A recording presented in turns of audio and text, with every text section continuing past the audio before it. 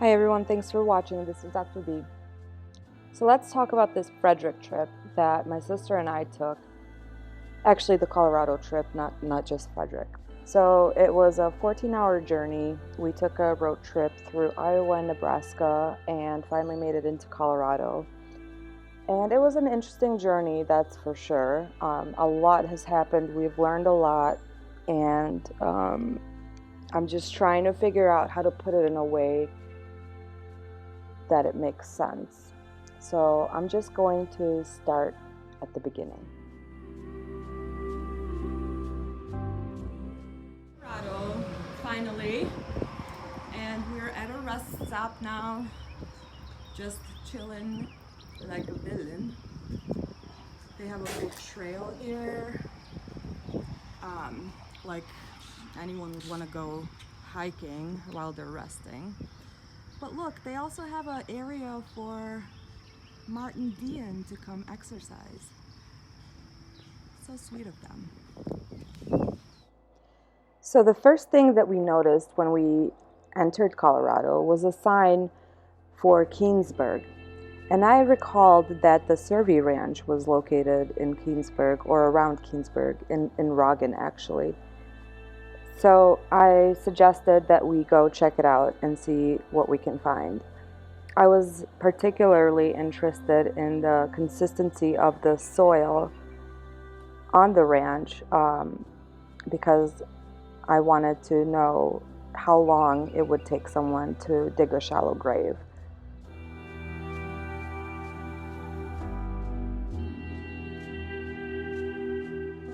So this footage is from the Facebook Live that we did once we actually got on the ranch. It was very, very emotional to actually be here. There's just this heaviness in the air, and initially I thought it was because of the altitude, because we had traveled upwards over 1,500 meters, and I'm sure that had something to do with it. But besides that, even just being here was so overwhelming, and to know that this is the path that they took that morning, and how scary it must have been for those little girls.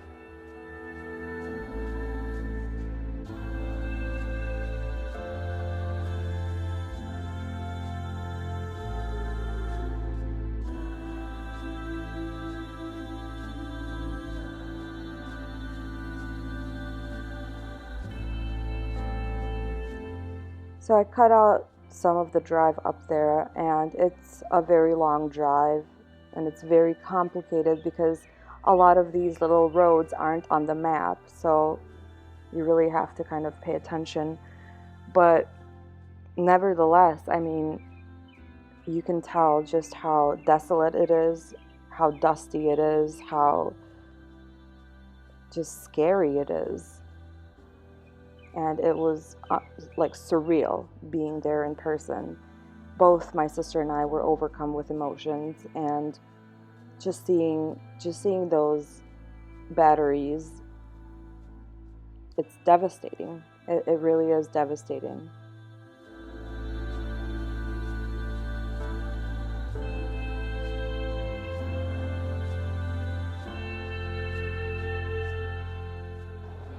After getting lost a couple of times, we finally figured out how to get to CERVI 319, or close enough to it. So this is the drive up to the tanks. And you can see right here, we come up to the gate, and this is where it really, really became emotional for all of us.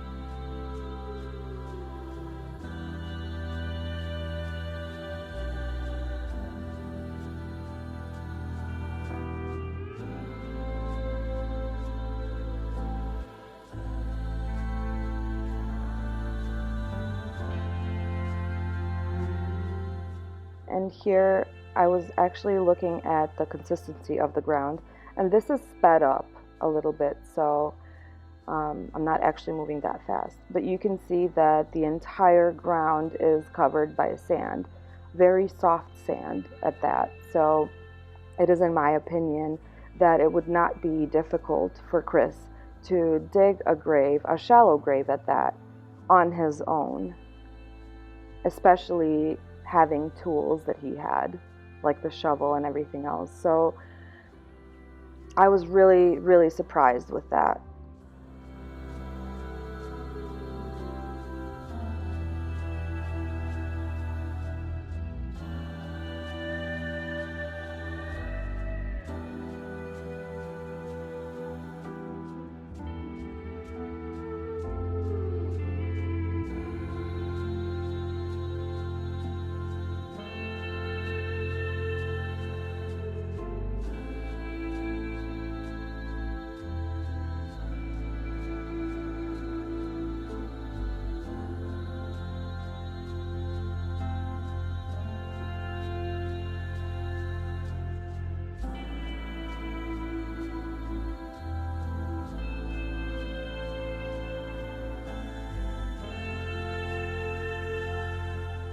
I just want to apologize for the crappy quality at times. The reception out there was very spotty, and like I said, this was a live video, so it relied a lot upon the internet connection. So I apologize for that, but I think you can kind of get a gist of what we're trying to portray here, just how desolate it is and almost like deserty, if that makes sense.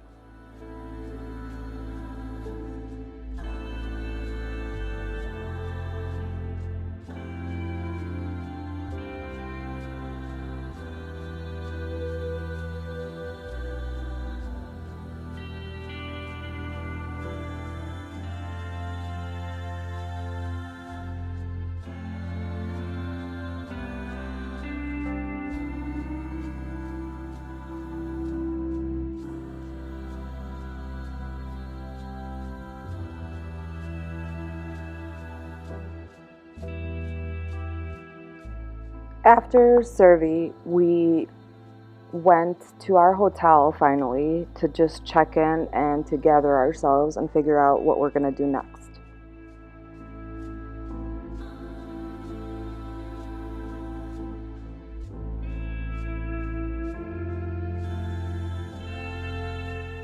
On our way out, we drove through the town of Roggen, and I don't even know if we can call it a town. It's literally like 4 or 5 houses. It's a very, very small community, and it's really eerie. I can't imagine what the people who live and work there every day, I wonder if this is on their mind when they go to work, or if they think about it. I mean, it's just so devastating.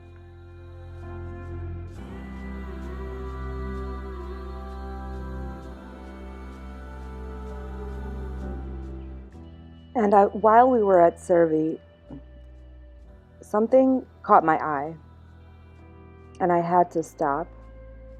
A single sunflower in a field of sand. And I know this case is full of symbolism, and I just had to snap this picture.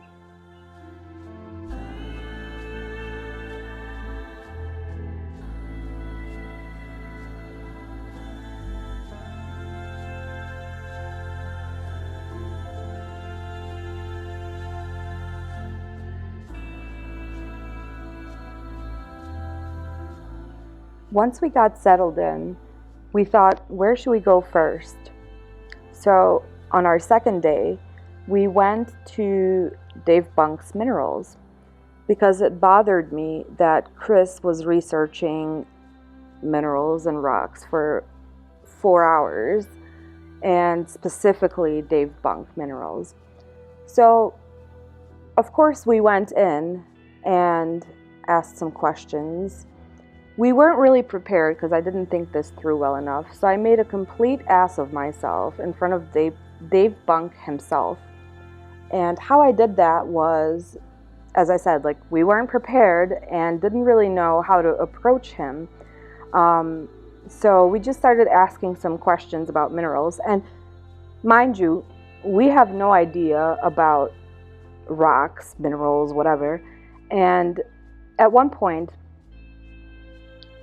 he interrupted me and he asked, he meaning Dave Bunk, he goes, "What do you really want to know?" I mean, he was on to us. And don't ask why, but we didn't feel comfortable saying why we were there, so we just kind of blew it off.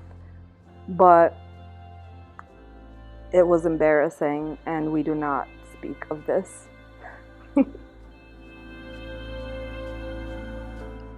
Well, despite the embarrassment, we ended up asking him about dioptase, and he gave us a rundown, a little bit of a history about dioptase, and I'd asked him if it can be used as a tea or whatever, just going through all the different theories that we have, and he told me that absolutely no, that he's not very familiar with the metaphysical aspects of minerals, meaning like all the voodoo stuff, and that he's simply just a rock collector, and as are many other people, and that it had nothing to do with like witchcraft or whatever.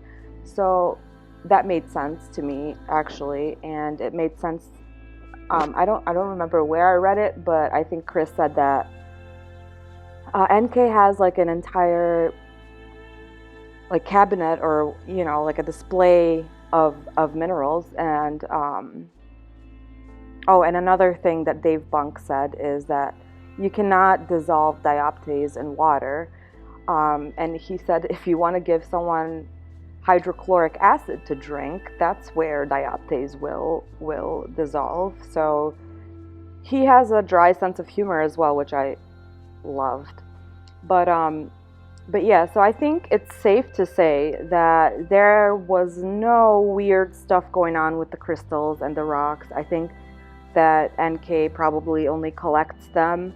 I mean, they are gorgeous. So, and she's a, excuse me, she's a geologist. So all of that makes sense. I think that the witchcraft stuff has been blown out of proportion way too much, in my humble opinion.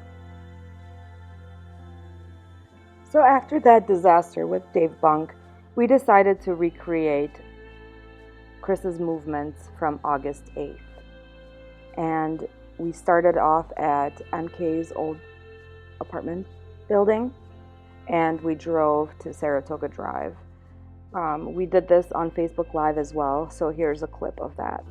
And he was at work all day, and then at 3:09 p.m., he came, his GPS pinged him at 12244 Race Street, which is where we're currently at.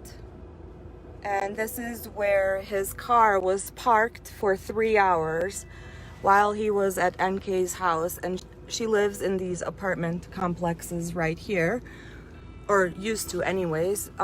So we're not gonna go in there just because people live there and this is their life, so we're not gonna intrude. But we will follow his GPS coordinates. So from her house, so he was here, he arrived at 3:09. He changed something in his phone. He modified Shanann's contact in his phone. And then he went inside and was with NK for 3 hours.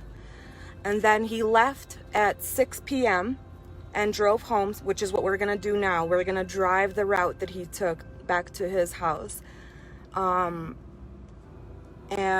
once he arrived home, he went with Shanann to the ultrasound. So that's August 8th. So that's what we're doing right now.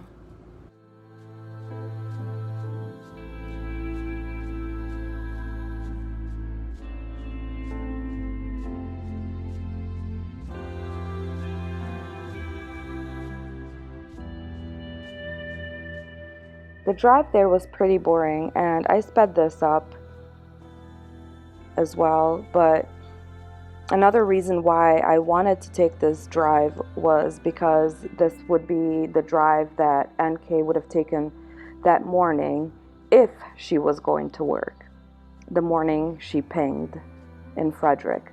So I just wanted to get a feel for that drive. It's 20 minutes, and now having been there myself and having driven all of those routes, I can almost guarantee you that she was not on her way to work that morning. The reason why I say that is because she would have had to take I-25, which is the highway that goes through Frederick, and that's the highway that we're taking right now. We're actually getting on right now, and in the mornings, it is jam-packed. I mean, traffic on that highway is pretty rough during rush hour. I think at this time when we were actually going there, it wasn't. It was more like brunch time, but in the mornings and after work, it is really packed. So I highly doubt that she would have taken this route to work, knowing that she never has before.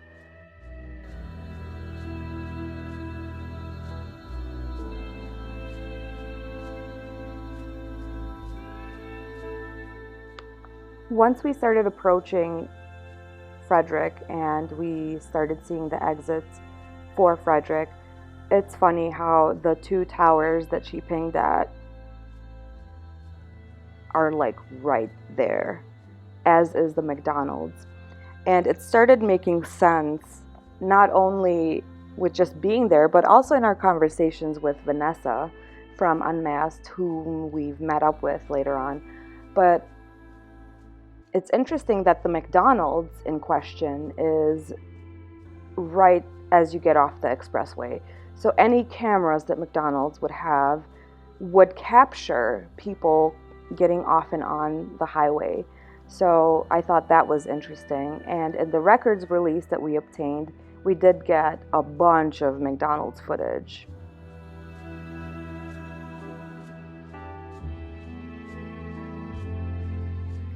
So once we got off on the exit, we noticed that there were cameras on the traffic lights. And we wondered about that, like if those could be retrieved, and I'm sure those captured something. But yeah, once we actually got off on the exit, it became pretty emotional because we knew we were approaching the house and we knew that we were pretty close. So I think it was also a bit surprising of just how close everything was. And here you can see the McDonald's and the traffic lights with the cameras that weren't checked.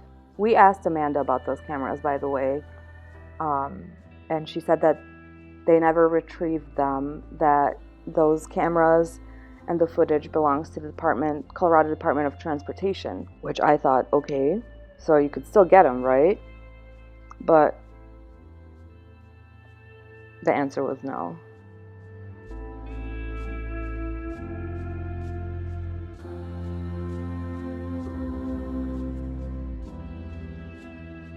Once we drove into the Windham Hills neighborhood, it was so peaceful and so quiet. But at the same time, there was like this heaviness, this sadness that weighed in the air. But a lot of this should look familiar just from all of the body cam footage. Like, for example, this is where they were passing out the flyers, and you'll recognize this road leading to the house. These are the mailboxes where Chris would stop every day to pick up the mail. And then at the very end of this road, you can see their house. It's the biggest house in the neighborhood. It stands out like just a monument of sadness. It looks abandoned, weeds everywhere. It's just scary and sad.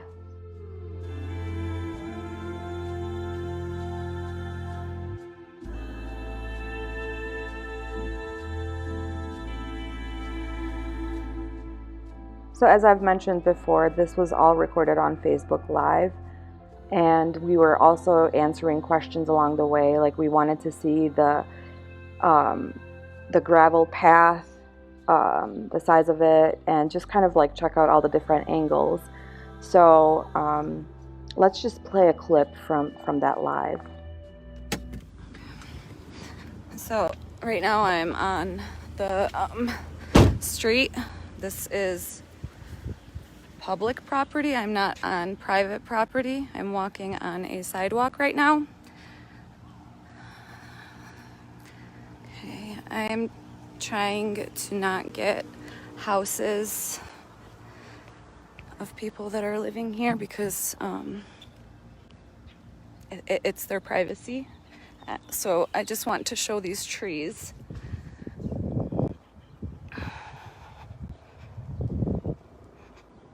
Of the truck that we believe Betty was saying that was parked. Okay.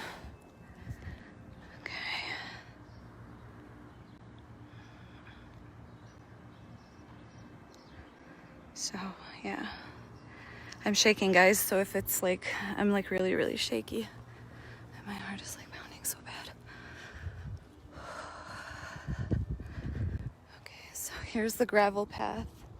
Again, I am not trespassing. I am now on the street, public property.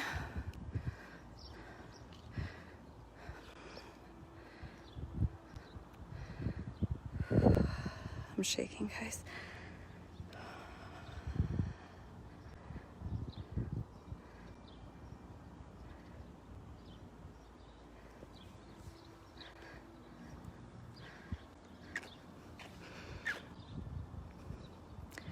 Their doorbell camera is still there. I think that's it. It looks like it. I'm not sure.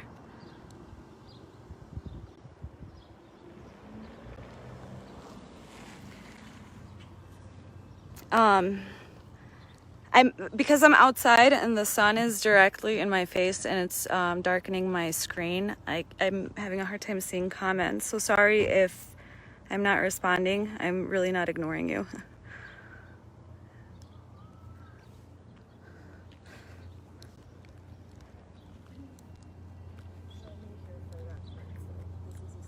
Nemoj stajati tu.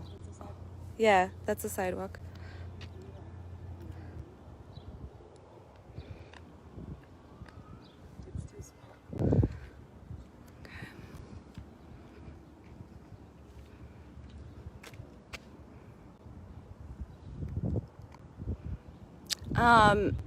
I don't know what's on the front door, but I'm not going to walk up there to see.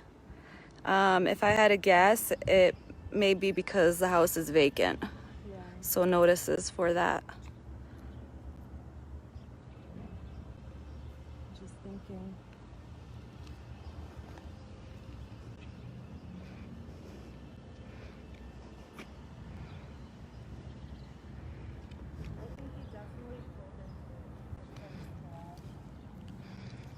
Oh yeah, definitely. I think it was. Why we didn't see him.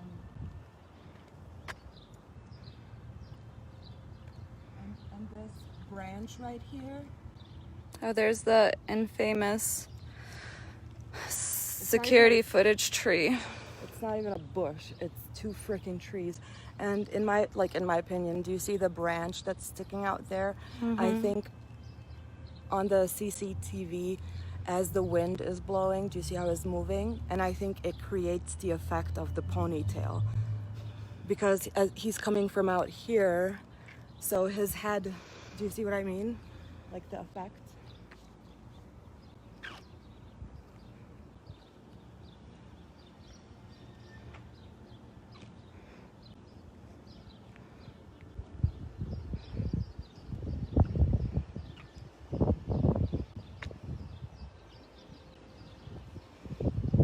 Do you want to go drive around? Yeah, okay. We're going to drive around. So before we drove around, I pulled up to the gravel path, and I don't know if you can tell, but it only covers about half of the car. So I honestly don't think that would have worked out. But anyways, this is behind the house now. So let's continue watching.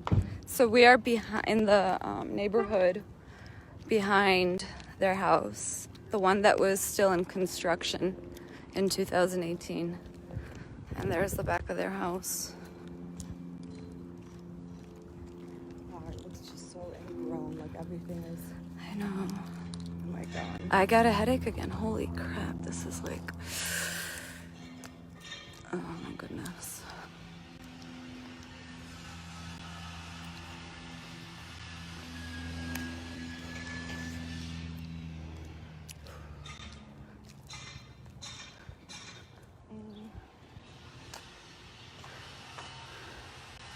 Let's see for a reference. So I'm 5'7".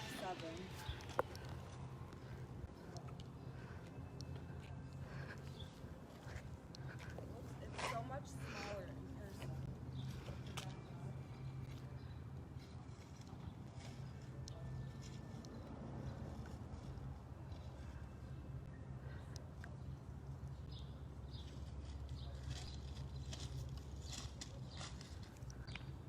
Yeah, there's nothing on the deck. There's nothing under the deck. The playground set is still there. It looks so much smaller. Like the backyard looks a lot smaller than it does on the body cam.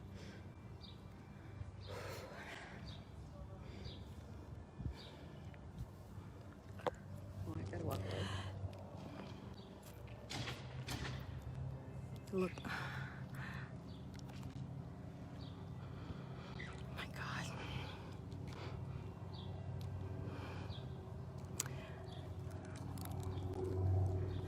Definitely a lot smaller.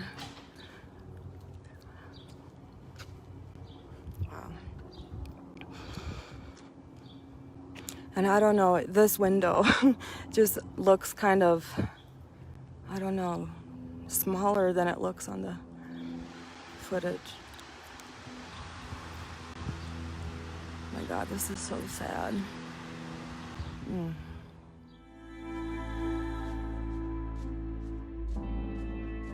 After checking out the house, we drove to Black Mesa Road, where Chris stopped for 4 minutes before he met with the officer. And we stopped there just because we wanted to just kind of recreate the movement of that morning and that day. So this is, I don't know, at the time of the crime, I believe there were more construction sites around this area, and I believe that there was a red dumpster in that vicinity. So I don't know what he did for those 4 minutes.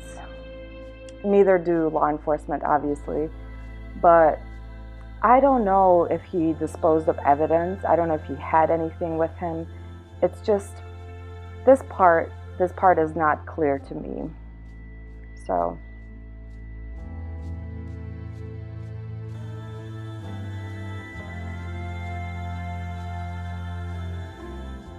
and if you recall the mailboxes that we showed you earlier, those are literally like right around the corner. So initially that was my thought. My thought was, did he really stop at the mailboxes right before he went home to meet with a police officer who was there to look for his wife, whose body he had just disposed of? And that's just odd. Like, we know that Chris is an idiot when it comes to this. So, like, that was the dumbest thing he could have done. But I don't know, like, those 4 minutes and what he did during that time will always kind of nag at me, if you will.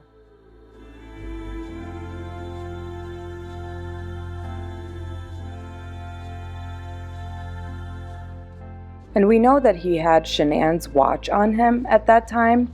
Several people had suggested that maybe he had put the watch in the mailbox that morning and then picked it back up. So that could be a possibility. We just don't know.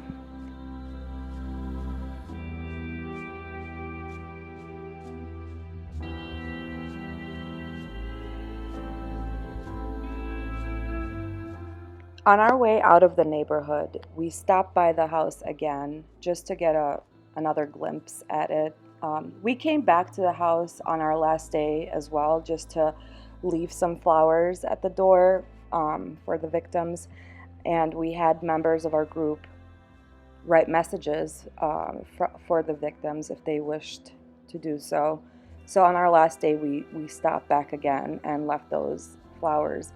But here, I just wanted to get some footage of the side gate where Nate explained that he captured Chris walking out of. And we were hoping that this footage would also be in the files, but I haven't gone through everything yet, but from what I've seen so far, I don't think it is. And we'll get to that.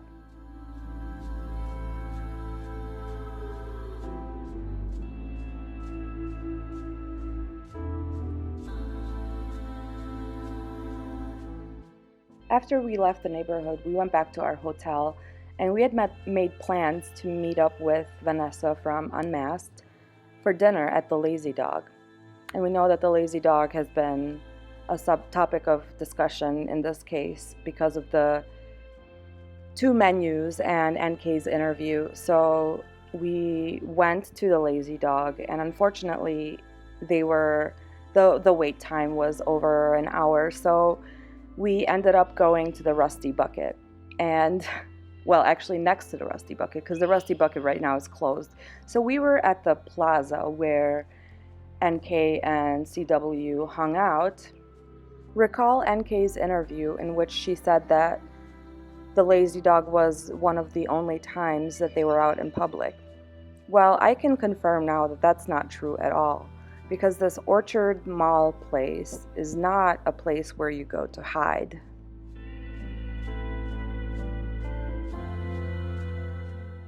Since we didn't get a chance to visit the Lazy Dog with Vanessa, my sister and I decided to venture out there ourselves. We first went to the first Lazy Dog on 120th and Federal, where NK said she would go with her dad all the time. We didn't find the Lazy Dog there, but we did find a bar called Elevate. So we checked it out a little bit more, and it turns out that this bar used to be called the Lazy Dog Sports Bar and Grill, and they actually changed the name to Elevate. So this is a Facebook post from the old Lazy Dog, and this is literally from the night that NK and Chris were there. And they officially closed the Lazy Dog September 5th, 2018. Then we went to the actual Lazy Dog where NK and CW ended up eating, and the menu was definitely different. It's a different owner, it's a different chain of restaurants completely, and this Lazy Dog is actually called Lazy Dog Restaurant and Grill or something like that. So they definitely went to two different Lazy Dogs, and the menus were definitely different. So for once, NK didn't lie about that.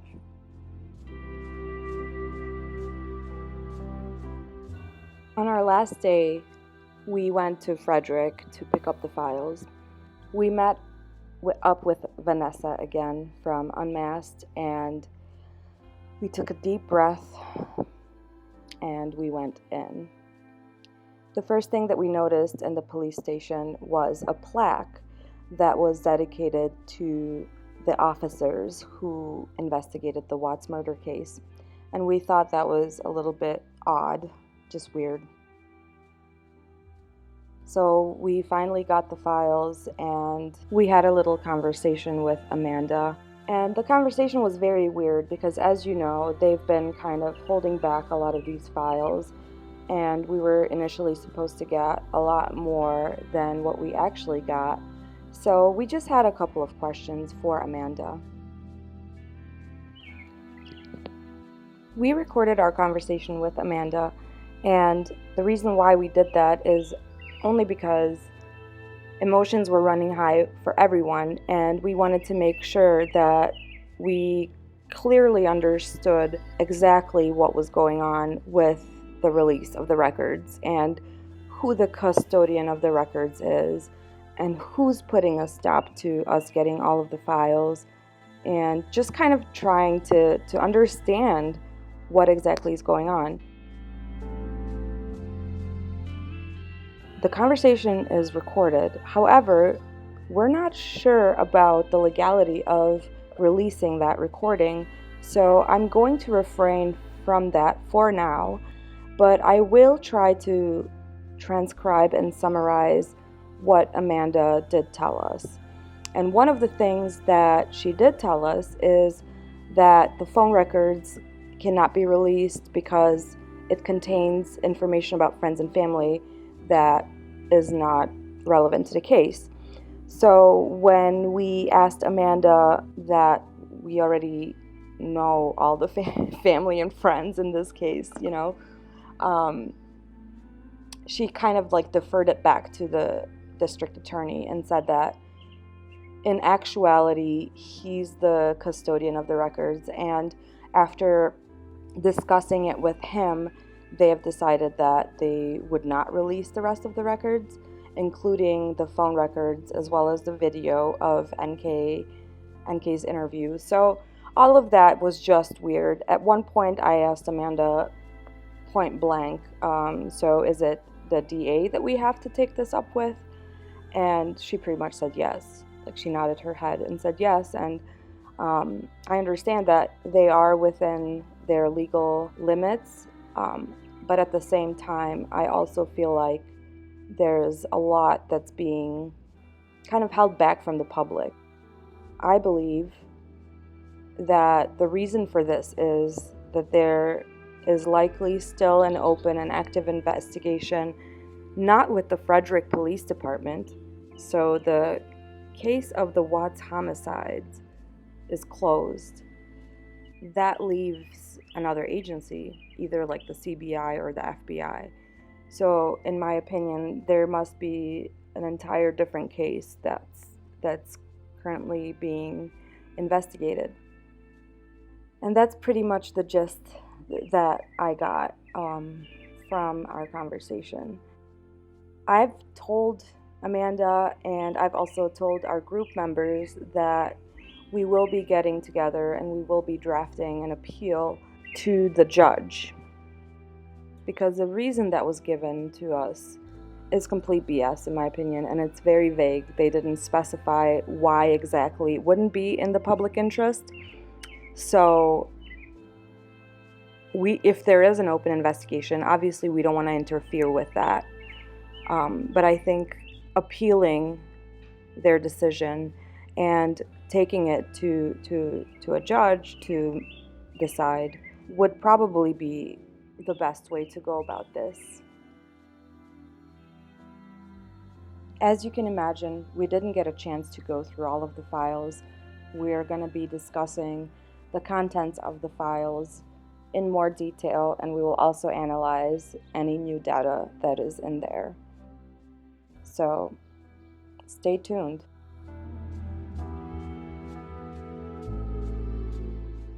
On our last day in Colorado, we decided to pick up some flowers and go back to the house on Saratoga Trail and drop them off with your messages to the victims. So we're at the house now, as you can see, getting ready to drop off the flowers and the notes, the cards. Where's my phone? And it's incredibly sad and heavy. We parked right in front of Nate's house, as you can see. So,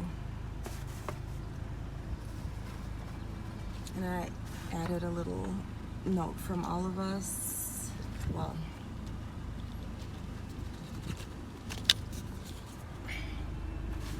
I don't know why I'm breathing.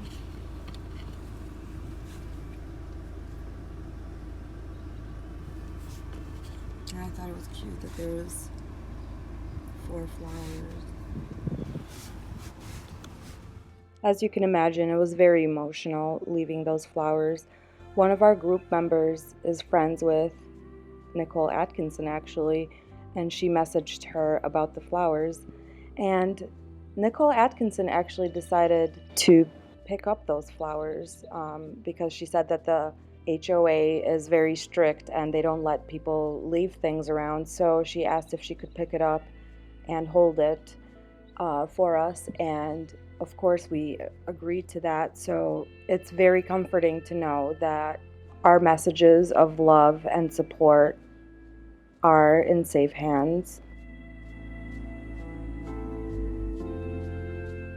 While we might not have gotten the files that we were looking for, specifically these phone records, I think we learned a lot on this trip, and some of the conclusions that I came to personally that I think are important are that Chris could have dug the grave by himself, and Kate didn't lie about the lazy dogs, and I'm pretty confident that there is an open and active investigation with either the CBI or the FBI or both.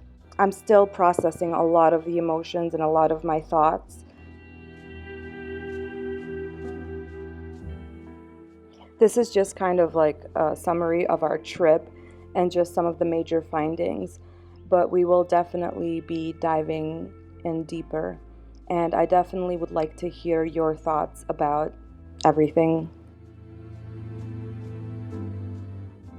So please leave us a comment, subscribe, hit the notification bell, do all of that. Join our Facebook group. I'm going to be putting a bunch of links in the description. If you have any questions, please let us know. I'm pretty sure I forgot something, but let's keep talking.